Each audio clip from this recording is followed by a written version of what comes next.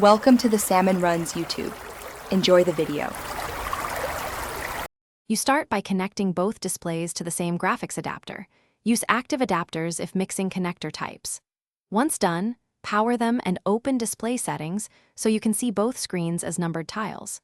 You want matching resolution and orientation now to avoid scaling artifacts.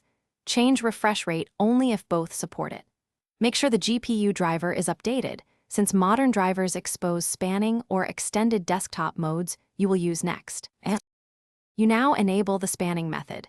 Either set OS to extend and then drag windows across, or use the GPU control panel to create a single large virtual display. Once enabled, arrange the tiles to reflect physical placement and declare which monitor is primary. Then fine-tune scaling because mismatched DPI breaks window sizing. Set both to the same scale or use integer multiples. Also calibrate color and brightness so seams are less obvious, and save a configuration profile for quick recall. You finish by running a full-screen test image to verify alignment and seam visibility. Tweak physical tilt or bezel compensation in software if needed. If you see tearing, black borders, or the system won't span, make sure cables support required bandwidth and enable DisplayPort MSD or the GPU's multi-monitor span feature.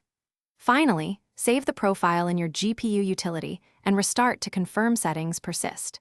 If anything fails, swap cables and test one monitor at a time to isolate the issue. Thanks for watching. Consider subscribing if we helped you.